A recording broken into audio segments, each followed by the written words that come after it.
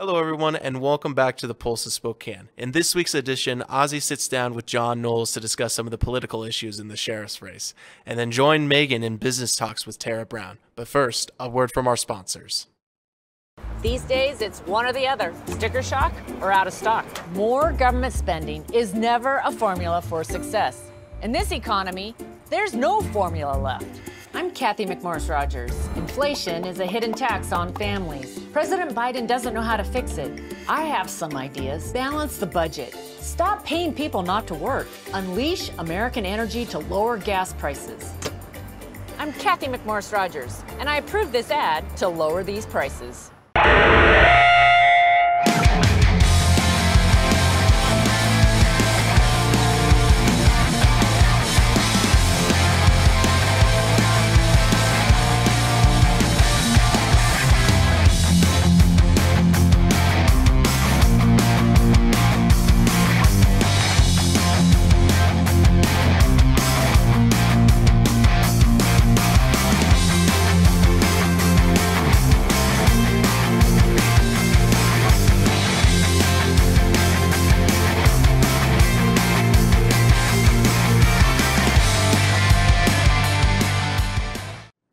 This is Sheriff Ozzy Knezowicz with the Sheriff's Report. You know, we have a very important political races coming up, and one of those being the office of sheriff. And I thought it'd be interesting to bring all three candidates in, have them sit down, discuss their platforms, their work experience, and the things that are being set out on the campaign trail. Only one of the three decided to take me up on that. The other two said, well, you know, since you've already endorsed somebody, it might be a biased interview.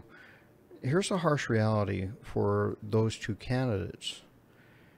You're going to have to face those type of situations if you become sheriff. Are you going to run from them then, as you're running from them now, would be the question in my mind if I have to choose who's going to be the next sheriff. You don't always get to pick the environment where you have to answer questions. I've been there. I have had to attend many a panel discussion in which the people on the other side of the panel were extremely biased in their opinions and more to the tone of attacking the positions of anybody else on the panel. So just something to think about, folks. The people that you elect have to be willing to come and answer questions, regardless if they think it's going to be biased, or if it's going to be hostile, or if it's going to be a very hard interview. You have to be willing to do that. If you're not, you probably should never run for office, and definitely you should never run to be a sheriff, because sheriff, you end up answering very difficult questions all the time. So the candidate that did show up was candidate for sheriff, John Knowles. And John, as I stated, we're going to break the interview up into three different sections. I want people to understand platform. I chose platform first because it's easy to have campaign rhetoric. It's easy to say, we need to change. Well, okay, what does that mean? I believe a good friend of ours likes to say, change isn't a strategic plan. Correct. You know, what is, you know, the platform should be more importantly, okay, what are you going to change? How are you going to change it? How much is that change going to cost? Can we actually pull that change off? Those are all the things that when you start asking for details, so far I have not seen your two opponents be able to talk about the detail of their platform other than, you know, the sheriff's office is a mess and we need a change. So John, in 10 minutes, what's your platform? What are you really running on and what do you plan to do? So I've stated this many, many times.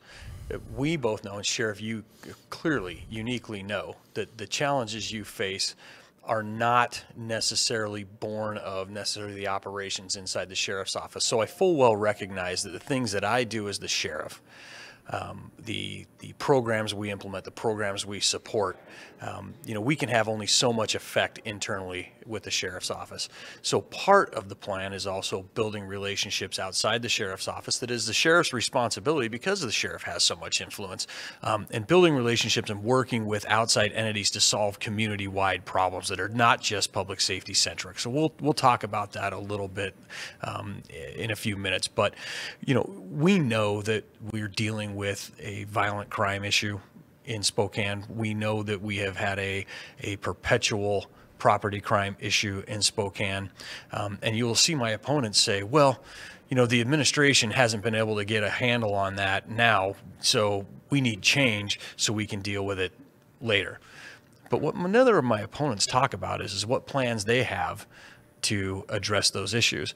Well, and I can say for the last 10 years and even longer, we have been addressing these issues with the tools that we have in the sheriff's office. We've been very good about developing burglary task forces. When property crimes were spiking, we put together task forces that were very effective, holding people accountable. We got the prosecutor's office on board, and we got the attention of our judiciary long enough that they were holding these people accountable. And we knocked down those crime rates. We made sure that property crimes were kept under control. And then somebody changes a policy, somebody does something at the state level that has a significant impact on crime. We keep doing things the same way, right? We keep implementing programs like burglary task forces, violent crime task forces. We are fantastic at doing, large investigations. Our patrol people are great at going out, finding people who are committing criminal acts, holding them accountable, and they do a really good job of that. We have developed intelligence-led policing strategies that are on the cutting edge of crime prevention and crime identification, denying, disrupting, and dismantling criminal organizations. We're at the leading edge of that.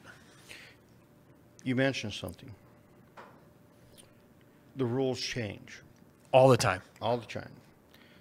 Recently, 2020, 2021, the rules changed. Right. You're stealing my thunder, Sheriff. Yes. Yeah, the rules changed big time with our state legislature in 21. The one thing that I have yet to hear your opponents address, and I'm going to ask you this very pointed question, what are you going to do to affect and respond to the changes handed down to law enforcement across the state from the state legislature, because they really severely have hampered the ability of law enforcement to respond to some of these things. These are things that you and I are currently working on. However, this isn't about me. This is, what is John Knowles going to do to help our community and our deputies deal with that change and still keep the citizens safe? What's your plan? So there's a multifaceted approach to this, because we know that we've got to address these changes inside our agency, and that we know that it's the sheriff's responsibility to develop relationships and use the bully pulpit to influence the people who are setting policy in the state. Sheriff, it's easy for me here as a new candidate to sit here and say, you know what? It's about developing relationships, and I have developed relationships across the aisle. I've developed relationships with policymakers at the state level and at the county and city level. They're important because those are the people who are legislating some of these changes, and a lot of them are done very, very poorly. And I know, Sheriff, after 16 years, I may end up taking a different approach, an approach similar to where you are, where you've become so frustrated with the lack of people listening to what's driving these crime rates and the lack of them understanding how what they're doing is affecting what's happening on the street, that it gets really, really hard to be nice about it, right? And to take the approach of, hey, I really need you to work with me. But so far, I have the endorsement of Andy Billig. Andy Billig is responsible at a great level to the public safety in this community. Sometimes he might not be comfortable with that idea, but the policies that they're setting through legislation are having significant impacts on our communities. So I have to have a relationship with Andy Billig, and every legislator to say, let me come in and sit down and talk to you about the significant impacts of some of these things. They wiped out, well, the Supreme Court of Washington State wiped out our controlled substance law, and the legislature in 2021 really put in an ineffective controlled substance law that has had a huge impact on our violent crime rate in Spokane. I have to talk to my men and women, train them about, hey, this is what the law is. I have the unique experience of all three candidates. I've worked in the narcotics area, in the narcotics arena, for the last 15 years of my career. I understand intimately all the ins and outs of what it takes to put together a narcotics trafficking case, and all the things that we have to do to build effective case and hold cartel level drug dealers accountable. Neither of my opponents understand that. I was in a debate where one of the opponents, Mr. Nelson, said, you know, yes, we did have our possession of controlled substance law taken away, but we still have manufacturing and we still have, you know, delivery charges. Well, that's true, but he's never worked a drug investigation to the level up to a cartel level, and he doesn't understand that the genesis of all of those cases come from possession of controlled substance cases. That's where we get our intel. That's where we get the leverage to get people to turn on those who are actually selling these drugs in the street. None of my opponents have worked in that arena long enough to understand the nuances of what it takes, let alone the challenges in technology that we have now, where people are no longer using phones and text messages to do drug investigations. They're using social media platforms and the complications that come with that. The entire landscape has changed. Technology. Yes. One of your opponents has made the statement that the Sheriff's Office has failed to keep up with the technology and our ability to track and monitor these individuals on online services and things like that. What's your response to that? I mean, because this is your arena. You are in charge of our intelligence arm, our investigative arm. You, for a great part of what we're doing, have been creating and responding to these things and hiring people that truly understand how to do this stuff. What's your answer to that? When you hear one of your opponents say that, you being the guy, you are the guy in charge of that, how do you respond to that? Nothing could be further from the truth. What we are doing in our regional intelligence group is at the cutting edge of technology. That's just the truth of it. We have the program that I'm very proud of it myself, right? There's a lot of facets to the regional intelligence group, but what I'm particularly proud of is I recognized very early on in my tenure in the investigative and intelligence division that technology was rapidly evolving, and we'd get detectives in and they'd have to learn how to do cell phone analysis, how to write search warrants for cell phone data, and then as time went on, social media data, and there's a lot of nuances and a lot of technical data, and we'd send our detectives to this training, which isn't cheap, you know, $10,000 to send them to a week class. They'd get a little bit of experience, never really developing expertise, and then they'd promote and leave, and I'd have to send somebody else to that training.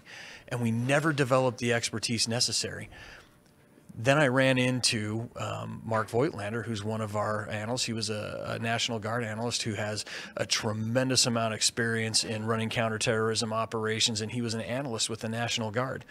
And the National Guard was pulling out of our regional drug task force effort. And I said, Mark, I would love to hire you as an analyst for the sheriff's office and be an investigative analyst, somebody who can, because he already had the expertise on how to do all of these things. And I want to bring you in and have you be a plug and play for all of our investigative units. Well, we did it.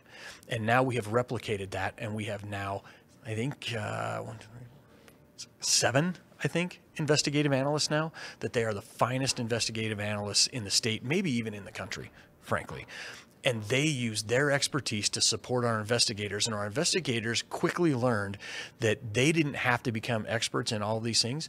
These men and women can write search warrants to get the data that these investigators need. These investigators get a great intelligence package that they would have had to have spent days doing, and now it's handed to them by these investigative analysts. It's been a force multiplier, but they're experts in technology. We're starting to, we're actually putting together a plan right now with the Spokane County Commissioners, requesting almost $3 million in ARP funds to build our technology out on the street.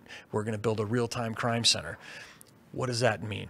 We're going to actually put license plate readers, cameras in public places, in our parks, on the trail out in the valley, in places where people need to feel secure and we need to have better surveillance. They're going to be overt cameras that are visible. They're going to have blue lights on the top of them, but more importantly, they're going to be recording, and we are all going to have access to them real time. That is a technology leap that we have needed for a long time, and we're going to implement it in the next year. It's going to allow our officers to get to calls with more accurate intelligence sooner. It's going to save us money because deputies, instead of having to drive to each individual park to see if there's suspicious activity, they're going to be able to pull up a live camera feed of all those cameras in their vehicle. And they're going to be able to say, listen, I don't have to drive all over because I see the suspicious car at this park. I'm going to go there. And more importantly, we're going to be able to have analysts dedicated to watching those video feeds real time to get people there as well.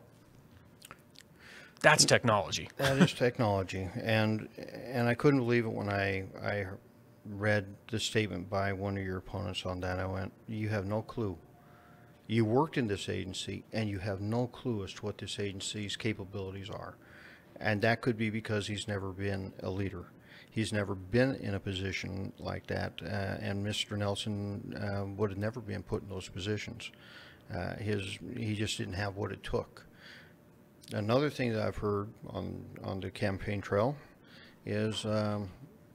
Zollers wants to do away with the air unit.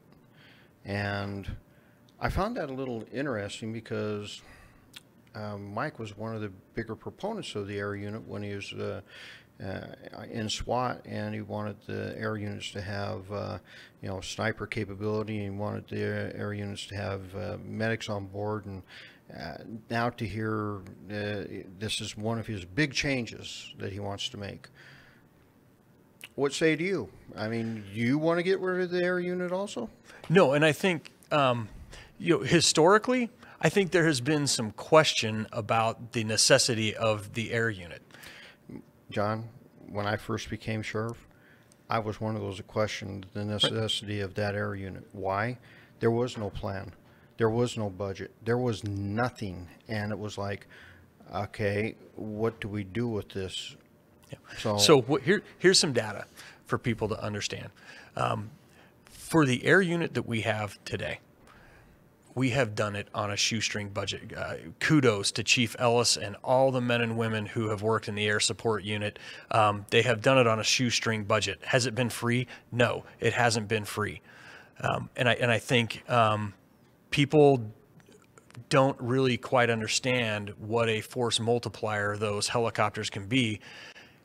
But particularly since we've lost our ability to pursue people, I have been advocating in command staff meetings that maybe some of the funds that we have been given to offset some of these legislative reforms should be used to increase our fuel budget for the helicopters, because those are our most effective tool to keep surveillance on vehicles that we can no longer pursue. We should be increasing the budget now because of the legislation. We shouldn't be getting rid of it. We shouldn't be questioning it. The budget is about $250,000 to $260,000, somewhere in that range a year for operations. Yes, we do have equipment, one-time equipment changes that we need to bring in, but those are done in the most fiscally conservative way possible. I mean, we go out and try to find equipment really inexpensively. I mean, Chief Ellis has been a wizard in how to get that equipment at bargain basement prices. We get helicopters for free. The maintenance isn't free, but the helicopters are free. And now we've got a program where we're going to be able to start selling some of those helicopters now to bring in helicopters that we own that are newer and going to be far more affordable to operate. I mean, when people just look at what's being spent, they question it. But the fact of the matter is now we need the capabilities as helicopters, and they're more needed than ever now. And this budget that we have used to deploy these helicopters has been minimal. People come and ask us how we do it. They try to replicate the way we have financed this program. Budgets. Neither of your opponents have college education. Correct. Maybe most an associate's degree. The sheriff's office is a $57 million operation, just shy of 56,995,000, and I can go on. Right. It takes skill to operate and manage that budget, or any budget within the sheriff's office. What's your background? Because, ladies and gentlemen, I will tell you that budgeting and understanding your budget and keeping your budget under control is one of the most important things the sheriff does. He has to be very integrated into that budget. John can tell you that I can almost quote the amount of budgets that we have left in certain categories and everything else. And here's why. It's if you're running for this office, you need to understand this. You're personally liable for that budget. That means if you blow that budget, that comes out of your own pocket. You are fiscally, personally responsible for your budget. And we've always run a very tight budget, because I run my budget like I run my household account. And I'm very tight with the way we spend our money. John, now you want to be the sheriff. What's your background in dealing with a $57 million budget? How are you going to manage that? Well, as you're well aware, when you appointed me as undersheriff, I took over the role of the undersheriff in the administrative division, which was responsible for the budget.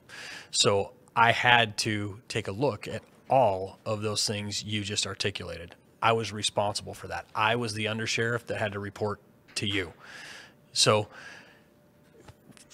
the entire time that I've been in a leadership position, you first start running into being responsible for the budget in the sheriff's office at the lieutenant level, where you really, or at least you should run into that. Not all of our lieutenants have been very responsible with their budgets, but I took my responsibility as a lieutenant in the investigative support unit, which is all the drug accounts, all of the doofies, all the high liability areas, very, very seriously. And I was trained to watch my budget, to plan effectively, and I did. And that is a skill and a responsibility I have passed on to every lieutenant that works for me. My lieutenants who work for me in the investigative division and the intelligence division know I expect them to run their budgets. We plan, we execute. We don't deviate without good reason, and we always make sure we stay within the parameters of our budget. That's an expectation I have, and it's an expectation I had as the administrative undersheriff.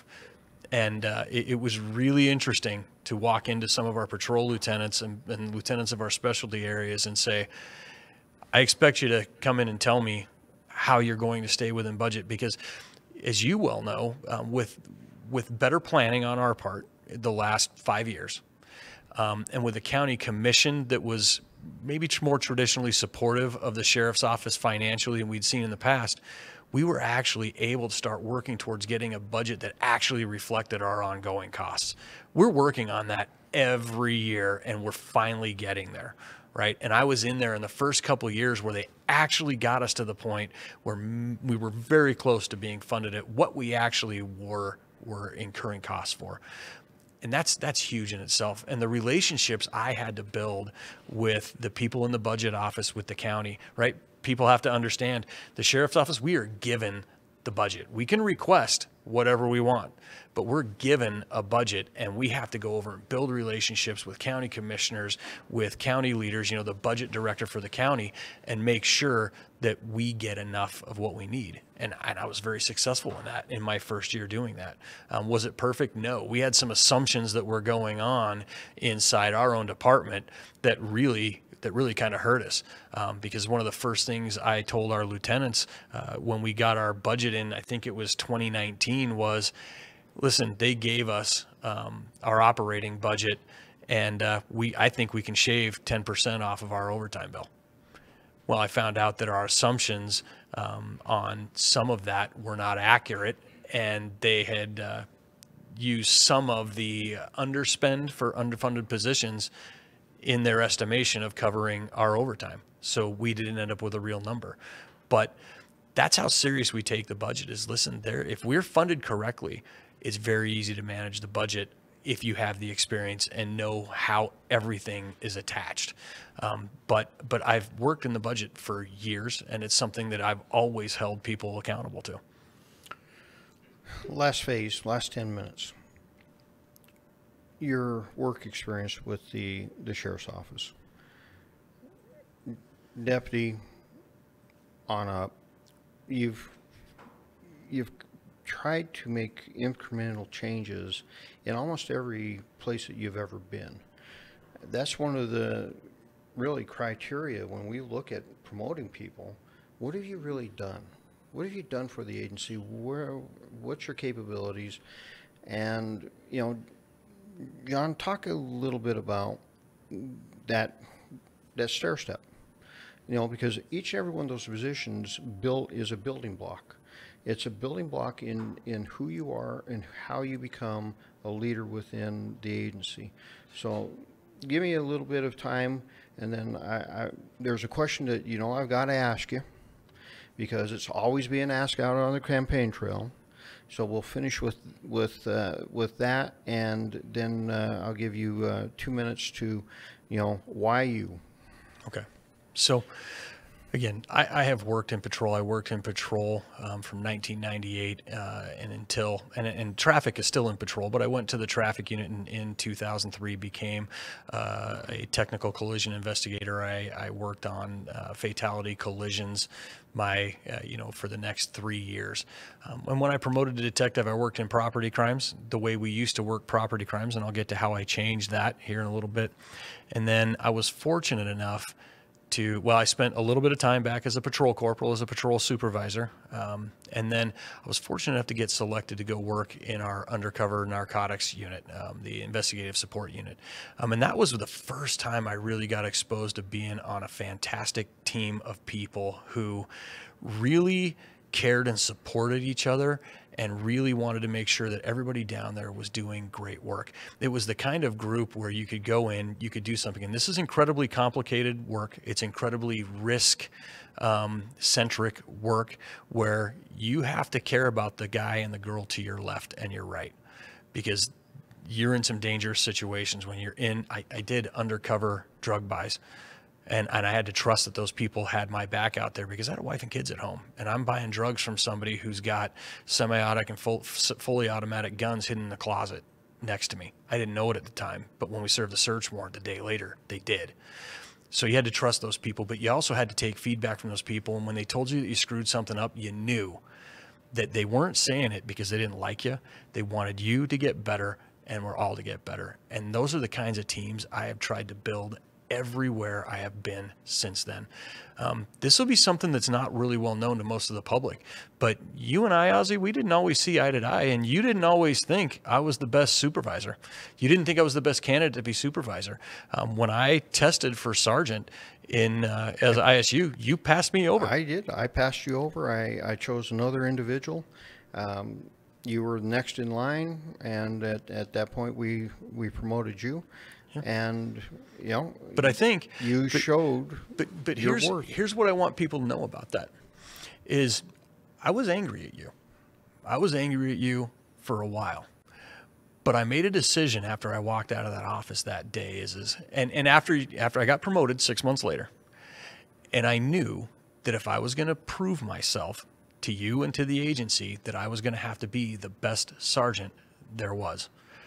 So I went about my business by making sure that every unit I went into, I developed meaningful standards, meaningful performance measures, and then I held people accountable to them. I did that on the patrol level, frankly, following a sergeant who didn't do that.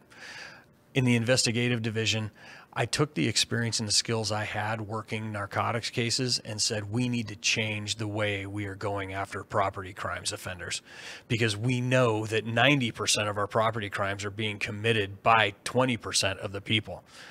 So I took that model and I said, we are going to change the way we go about it. I changed the things we counted. I made sure we did search warrants. We wanted to get into people's houses. I did the same thing at the lieutenant level.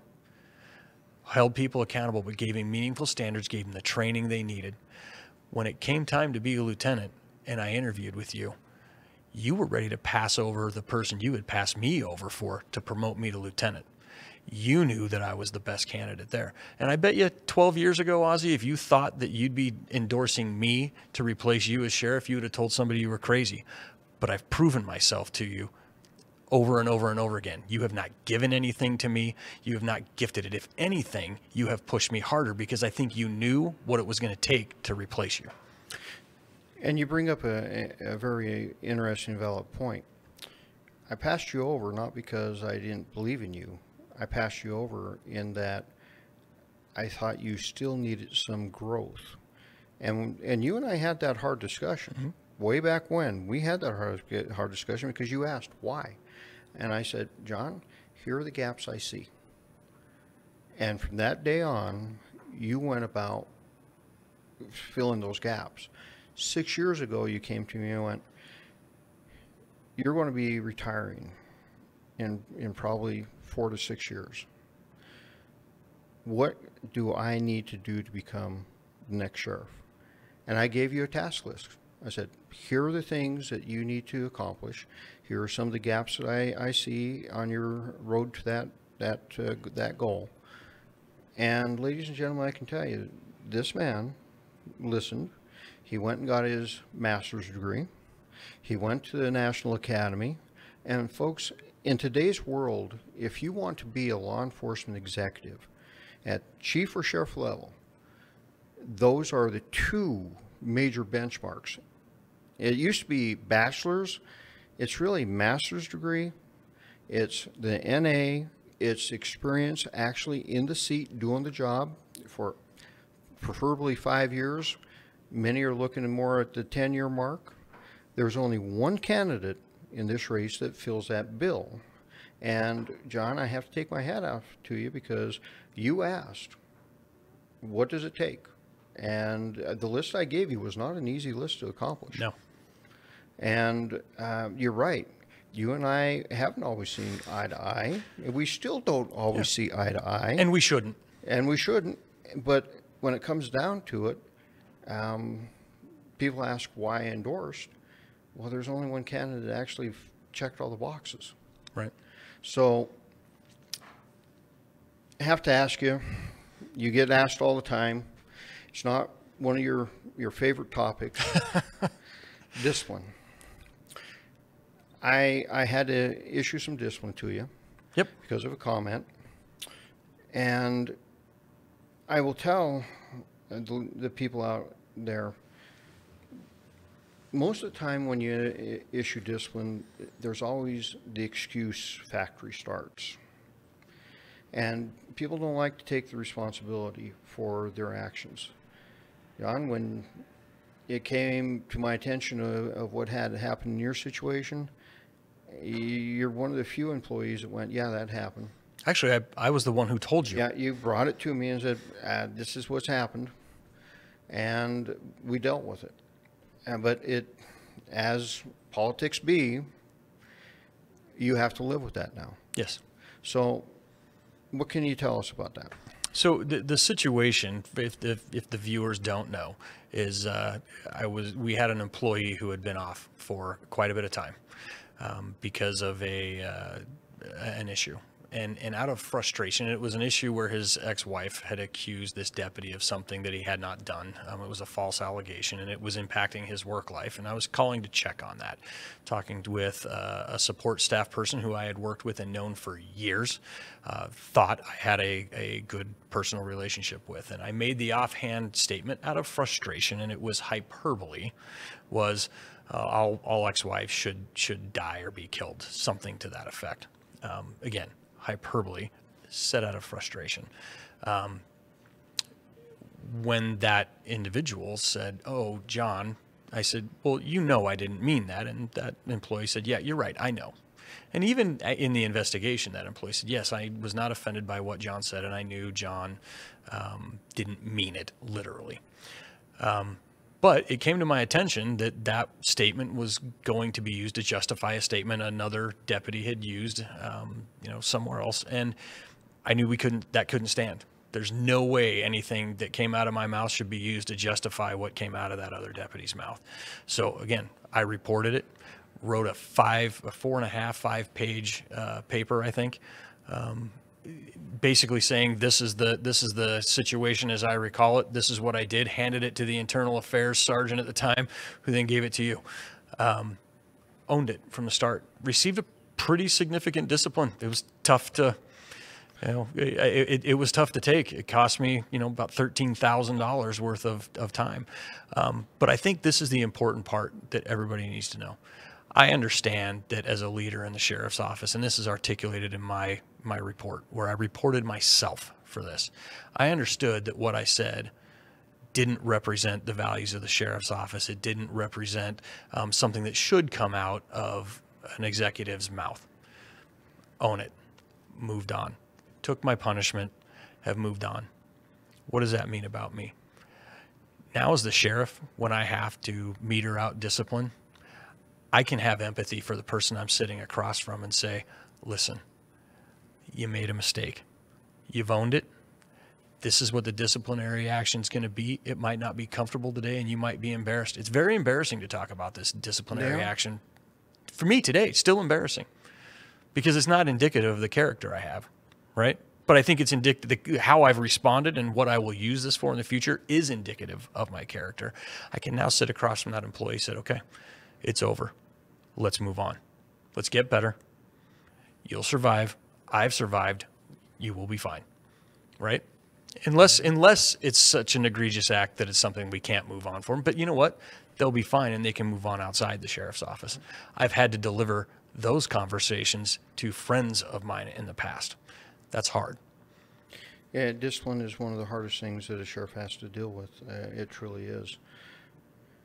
The sad part is they always ask you about that, but they never talk to your opponents about any of the things that they've been chastised for.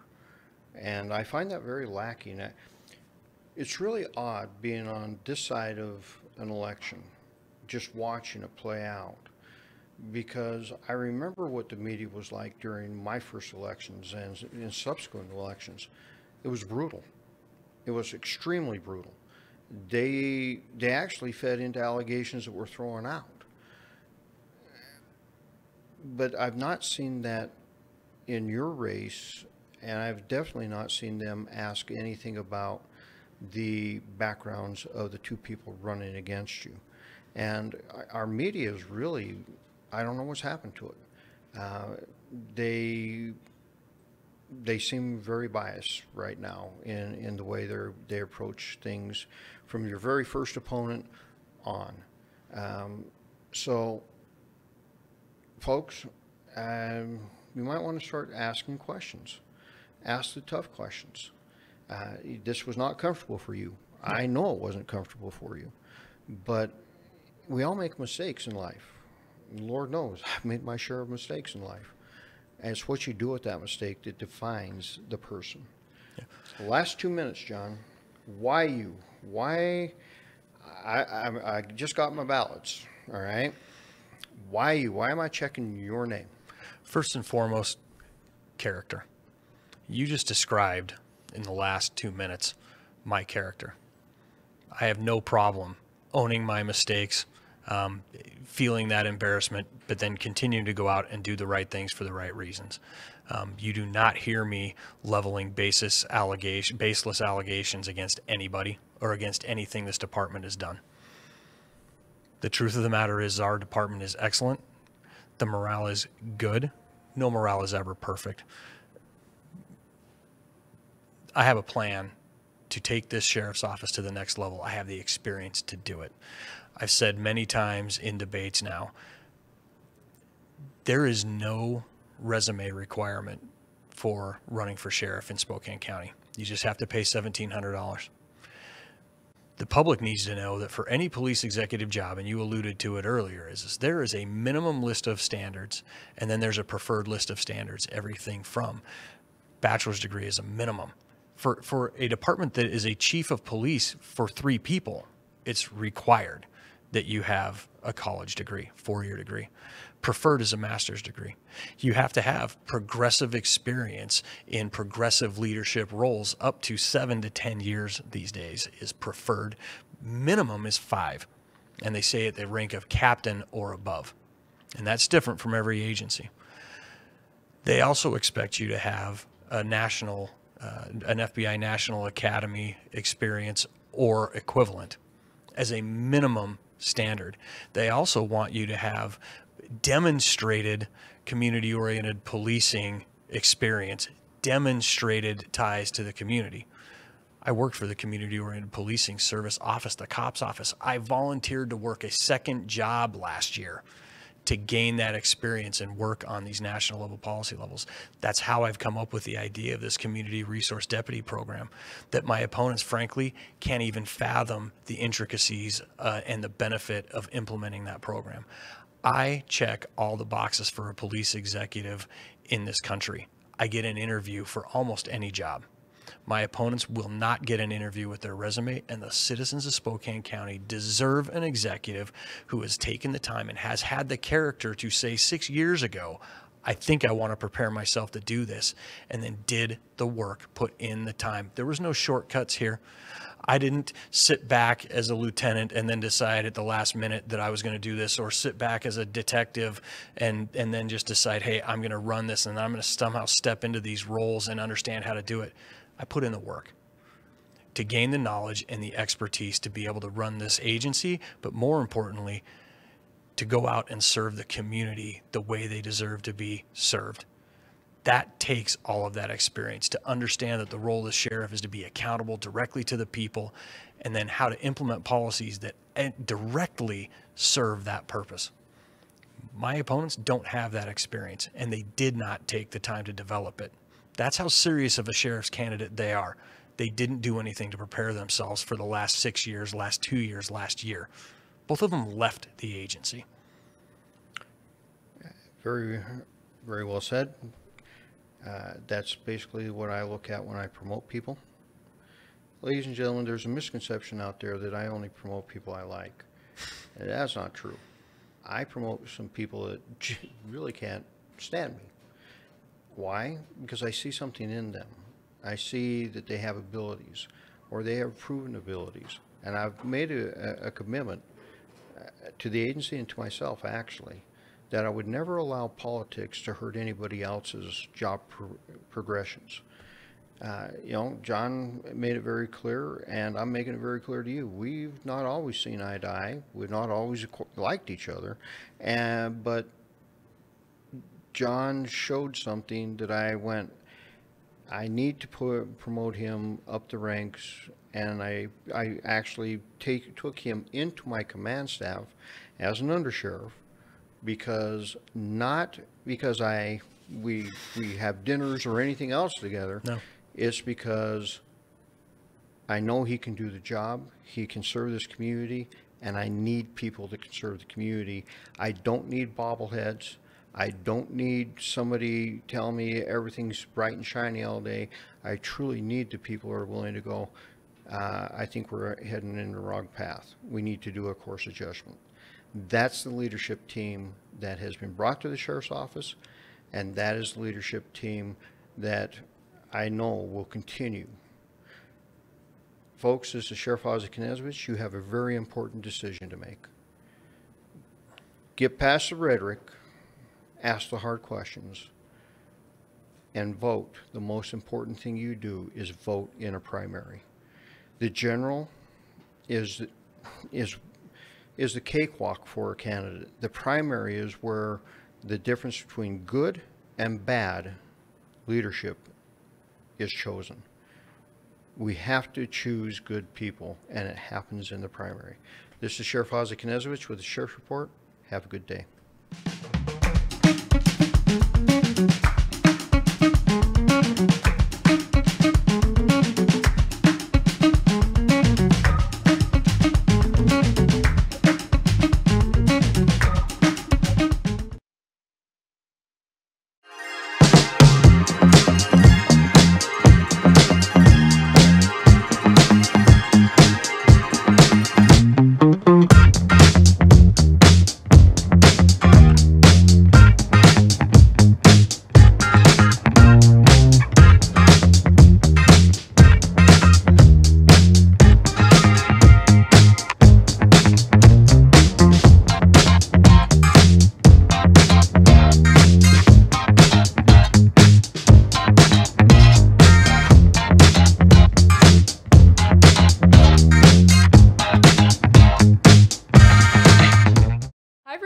My name's Megan Franz, and I'm here with Business Talks. Today we're talking to Tara Brown about Idaho Central Credit Union and their expansion into the Spokane area. So, hi Tara, nice to meet you. Good morning, good afternoon. Thank you for having me. Of course, of course. So tell me a little bit about what you guys do with Idaho Central Credit Union. Well, Idaho Central Credit Union is a full-service financial institution. They have all consumer products, business products that you would find really at any financial institution. So we're really excited to be in the Spokane market. Yeah. For any needs that anyone might have, consumer or business. Yeah. So what, like, when I was kind of researching what you guys do, like, what's the difference between like the Idaho Central Credit Union and just like going to a regular bank for your financial needs? So the major difference between what a bank and a credit union, a credit union is a nonprofit versus a bank does have shareholders and is for profit. So I've worked for banks in the past and also for credit unions. And really the major difference is when you're working for a bank, you are trying to maximize profit in some areas, but that maximization of profit is going back to shareholders. Credit unions, if there is profit, and they're not trying to generate maximization of profit. The ultimate goal is that it's a collection of members. It's owned by the members, and they're coming together to pool their funds to lend out to each other and have the lowest possible rates for loans for that membership group, and then also be able to offer the best possible interest rates for depository products for both consumers and businesses. And that's truly what I've found, and it's very rewarding to work for that type of a credit union where the business members and the consumers that choose to be members there have loans and deposit products there that are the most advantageously priced. And then the products that are offered are really well priced, the products and services. And that's really rewarding to see. It's also an amazing place to work as an employee. The benefits are fantastic. The culture is great.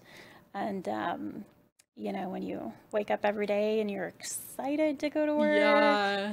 I feel like that's rare for a lot of people. It is. It is. Yeah. And you love the people you work around, Yeah. and it's really fun. It's so fun to be a part of. So it's been awesome. Yeah. Yeah. What is it like there? Like, are most of your coworkers like your age, or like what's the environment kind of like?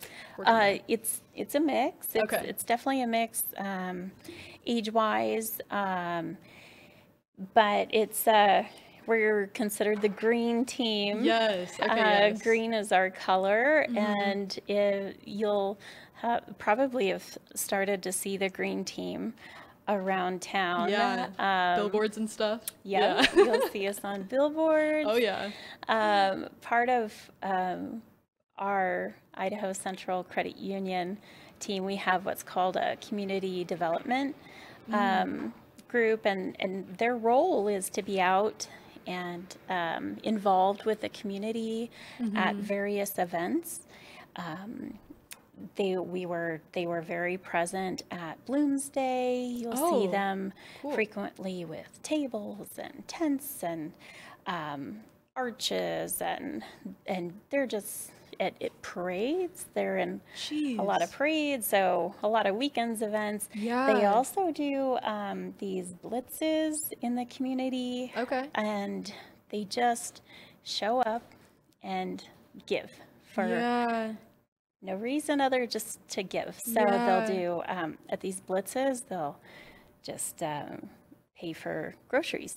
They've done it at a few different Rosars. Yeah. And they'll pay for gas at a few gas stations. They've showed up and they just blitz gas and pay for people's gas or coffee. And they drive these green Jeeps. So that's our green team. And wow, that's awesome. That's our culture. Yeah, I heard about, like, what was it? Something about winning, like, entering to win a Jeep or something like that. That's right. So part of our celebration in opening our downtown Spokane Riverside branch, 41 West Riverside, if you drive by, there's a Jeep parked in front. Yeah, okay, yes. Yep. So you can enter to win that. Just come down, walk in. You don't have to sign up, open an account, do anything. We'd love you to if you want to, but you don't have to. Just come in. There's little slips of paper on the teller windows. Come in, enter to win that Jeep. And I believe we're accepting those till September, I want to say. Sometime in there. Okay. So come enter to win that Jeep. So. Okay. Yeah. Noted. I'll tell my friends. Come on down. I mean, it doesn't hurt to try. Yeah, that's awesome. Yeah. So what's exactly like your title at Idaho Central Credit Union? Like what does your job entail, I guess? Right. So I am a business relationship officer. Okay. So what I do is I work with businesses and I handle and deal with their depository relationship. So, and that handles their business deposits and their treasury management needs. Okay. So that's cash management, treasury management. I explain that as those are financial management tools that kind of help them either push funds out electronically, pull funds in, organize it, organize their funds, or sometimes it's fraud prevention tools. Okay. That's me. Okay, and that's what I do. And how does that compare to like jobs that you've done in the past? Because I know you worked at U.S. Bank and STCU. Correct. Yes. Yep. Yeah. So how does that compare? So in the past, I've also been in business lending, commercial lending positions. So I have a lending background as well. Gotcha. At U.S. Bank, I was also in a deposit and treasury management background. Okay. So I've done both. Okay. So it's fun to have the capability to work on the depository, cash management side, or the lending side. Yeah. And the role here with Idaho Central Credit Union, I really liked their treasury management and cash management capabilities. It's quite robust, especially for a credit union in the area. They have a lot to offer, and which makes it quite fun to do that here in my role. Yeah, so. That's awesome. Wow. That's great that you have enjoyed like the environment there, and it seems like the mission statement of Idaho Central Credit Union is like you guys are really here for the community, which I really appreciate, and I feel like the Spokane community is very like tight knit, and I feel like they really appreciate a financial, I guess, helper that is really here for like the well-being of them. So that's really awesome. That makes me happy that you guys have transitioned from Idaho here to Spokane. Yeah. So yeah, I guess what's the reason for like the expansion, I guess, from Idaho? Idaho coming into Spokane. Yeah. So it's quite interesting coming into the role here at Idaho Central Credit Union. The biggest thing I found, so Idaho Central Credit Union is very well known. They're all over Idaho, top to bottom. Yeah. They are the #1 employer, period, in the state of Idaho. Whoa, I did not know that. So they are very well known, highly respected, and when you step into the state of Washington and here in the Spokane market, they're just quite unknown. So part of what I've had to do in the role is it's a lot of introduction of who is Idaho Central Credit Union and let me tell you about them. And it's a big introduction of who they are.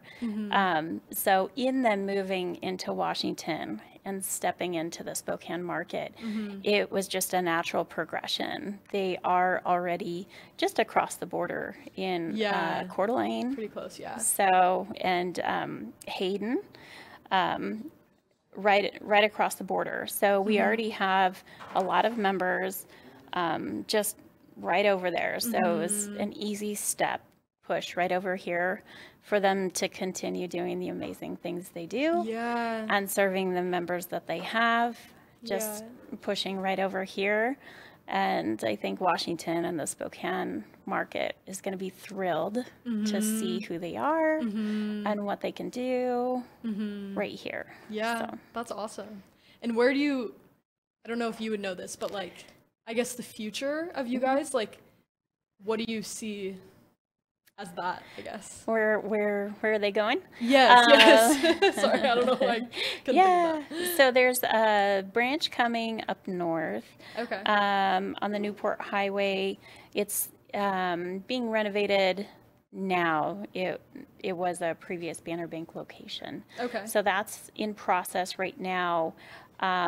There will be 2 other locations coming in the Valley and Liberty Lake. So those 3 locations should be open within 2023. So, so that'll bring us up to 4 locations within the next year. Yeah. And then from there, who's to say? I know there might be eyes looking on other possibilities, but they, Idaho Central Credit Union leadership is very invested in the area. They're very serious about having a strong presence in the area. So they're constantly having eyes here, and they're looking. Yeah, that's awesome. Yeah. Well, I guess also just talking to you off camera, like I've really appreciated all that you've had to say about your interest in banking and all of these types of things. And I was just wondering, do you have like a mentor or someone that you've looked up to in your life to kind of influence you to do something like this? So I've been in banking for, let's see, I think I started in high school, truly. So it's been over 20 years, and there have been a couple of people that I've worked with through my my banking career that have really kind of guided me and been with me through the years at pivotal times. Yeah. One was a branch manager when I was just a teller years ago. Yeah. It was Farmers and Merchants, Okay. F&M, Banner Bank, Okay. way back then, and she was a great mentor. Tris Bendixson, Kellogg, and she just, always had solid words of advice and still does. Yeah. So, and then Brendan Wickert, he was also a good mentor. So, Yeah, what type of like advice did they give you that's kind of stuck with you? oh, I don't know if there's a single thing that stands out in my mind, Okay. but I think the overarching thing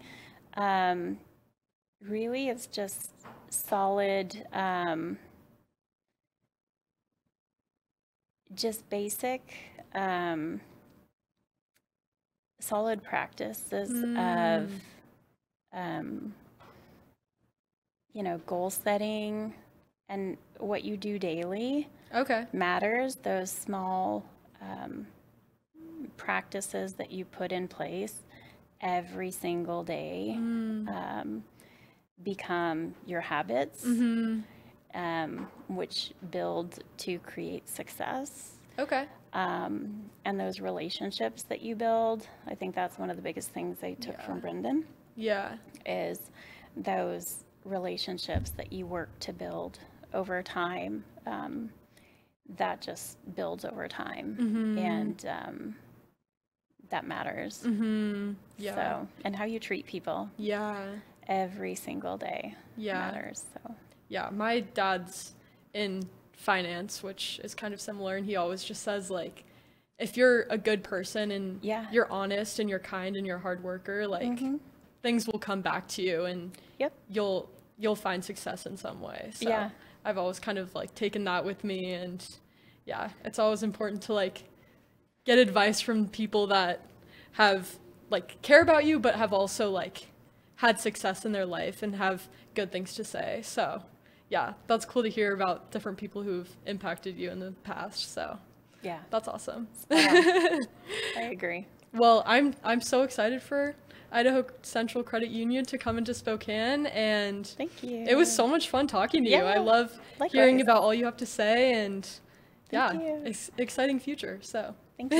Looking forward to it. yes, Thanks for thank having you me. so much. Yes, of course. Well, thank you guys so much for listening, and we'll talk to you next time on Business Talks.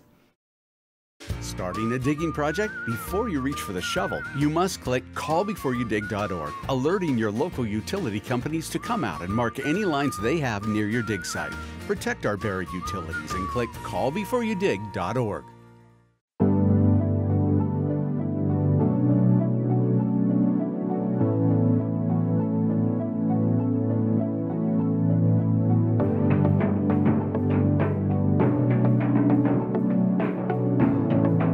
The world has changed a lot in 50 years, and Kimley Haygood has changed with it.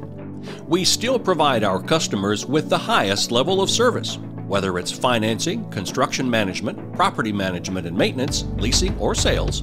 Our team is here to help you make the best decisions with your real estate.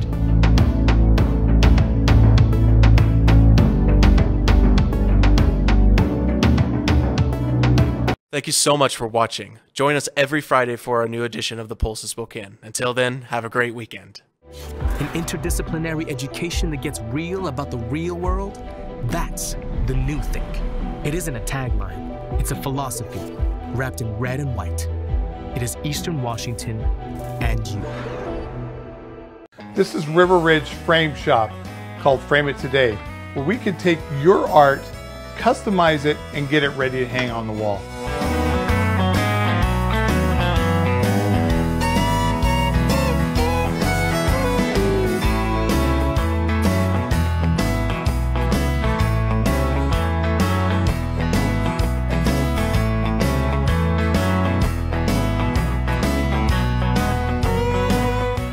here at River Ridge Hardware, 2803 West Garland.